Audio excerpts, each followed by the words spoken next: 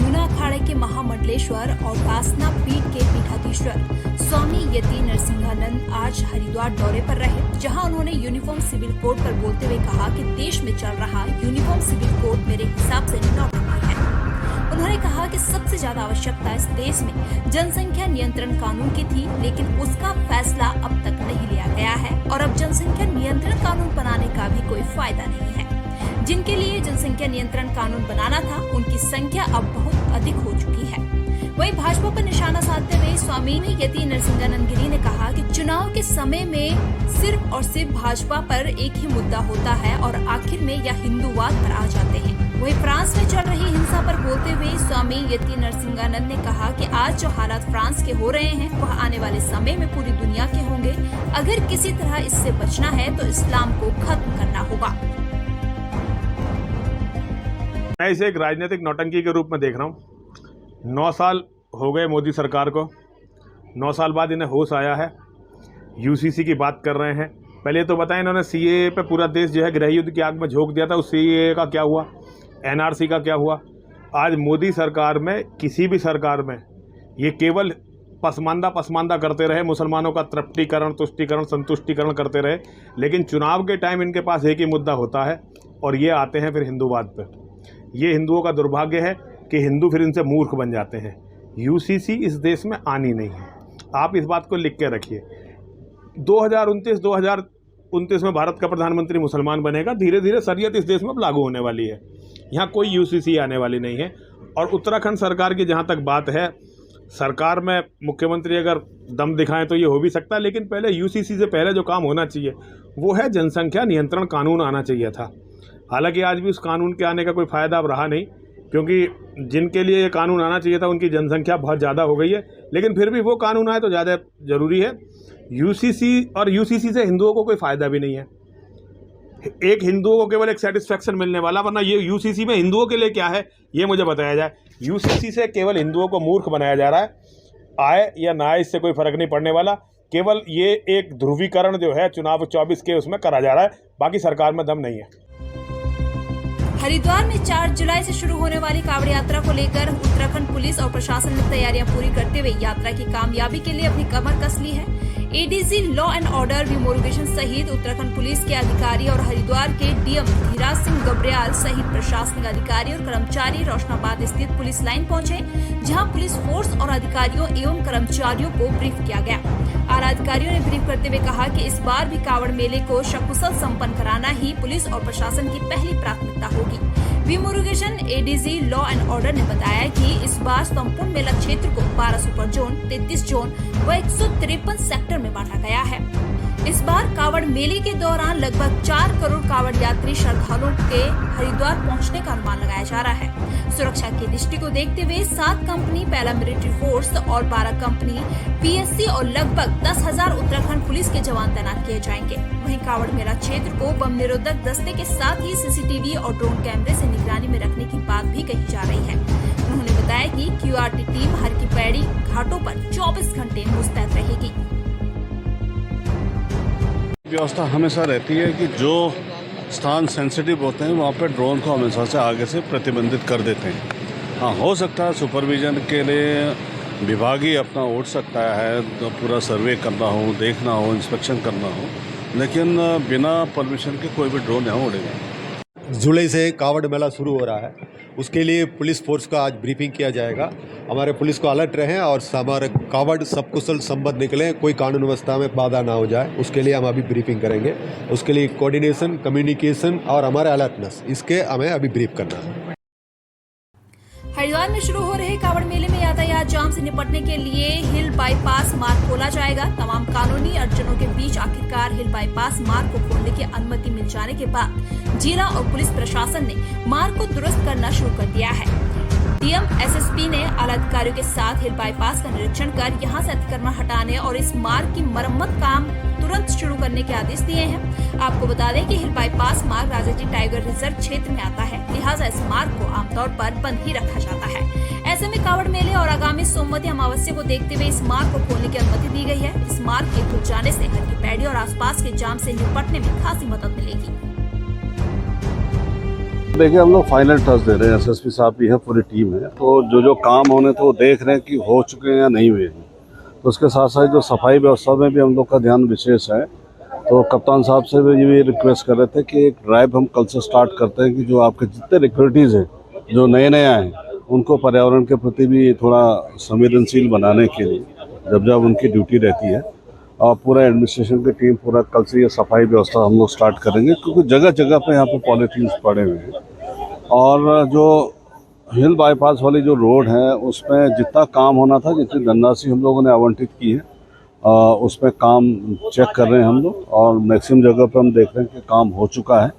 और जहाँ पे लैंडस्लाइड होने की संभावना, उसको तुरंत एक काउंट के बाद हम लोग काम स्टार्ट कर देंगे। देखिए, हिल बाईपास इसलिए महत्वपूर्ण हो जाता है कि शहर के जब हमारे जो हाईवे है या हमारे घाट हैं जब फुल होते हैं और लोग यहाँ दर्शन करने भी आते हैं, तो सीधे ही रास्ता हमारा निकल जाता है मोतीचूर के पास, और ये बहुत ही महत्वपूर्ण है, जैसा अभी जिलाधिकारी महोदय भी कह रहे थे, और इसकी परमिशन भी हमारी हो गई है। ये पूरा कांवड़ मेले के साथ साथ जो हमारा सोमवती का स्नान होगा, जिसमें 16 तारीख से ही विद्यार्थी आने लगेंगे, तो वो हमारे लिए बहुत महत्वपूर्ण होगा। मुझे लगता है कि लाखों लोग इस रास्ते का प्रयोग करेंगे, जिससे थोड़ा हमारा जो प्रेशर जो बनता है नीचे घाटों के पास, और जो राम प्रसाद गली हो या आसपास हो, वो इनको रास्ता मिल जाएगा यहाँ से जाने का। पहाड़ों की रानी मसूरी में देर शाम को तेज बारिश होने से जनजीवन अस्त व्यस्त हो गया है। मसूरी के सभी नाले खाले उफान पर होने के कारण बारिश के पानी के साथ सड़कों पर मलबा आने से यातायात में भारी परेशानियों का सामना करना पड़ रहा है। वहीं कई वाहन सड़कों पर ही फंस गए। मसूरी कैंपटी मार्ग, मसूरी देहरादून मार्ग, मसूरी टिहरी बाईपास मार्ग में बारिश के पानी से सड़कों पर भारी मलबा आ गया, जिससे वाहनों की आवाजाही में लोगों को भारी परेशानी उठानी पड़ी। वहीं मसूरी के मुख्य चौक से कई किलोमीटर का जाम लग गया, जिसे मसूरी पुलिस द्वारा व्यवस्थित करने में भी काफी समय लग गया। आपको बता दें कि मसूरी के प्राकृतिक नाले खाले भी बंद पड़े हुए हैं। जिला प्रशासन द्वारा सभी संबंधित अधिकारियों को सभी नालों को खोलने के निर्देश दिए गए थे, लेकिन अभी तक कई नाले नहीं खोले गए हैं, जिसका खामियाजा जनता को उठाना पड़ रहा है। उधम सिंह नगर के जिलाधिकारी उदय राज सिंह ने सितारगंज पहुंचकर सितारगंज में स्थित बेगुल नदी के पुल पर पहुंचकर औचक निरीक्षण किया। वहीं जिलाधिकारी उदय राज सिंह ने बेगुल नदी के संभावित बाढ़ प्रभावित क्षेत्र का निरीक्षण किया।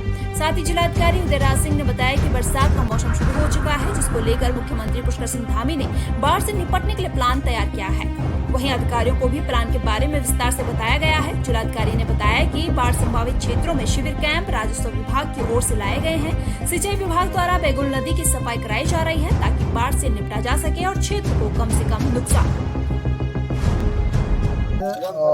निरीक्षण करने का उद्देश्य तो यह है कि हम बाढ़ से कैसे लोगों को ज़्यादा सुरक्षित कर सकें, और हमारी तैयारी क्या है कि बाढ़ का प्रभाव लोगों पर कम से कम हो।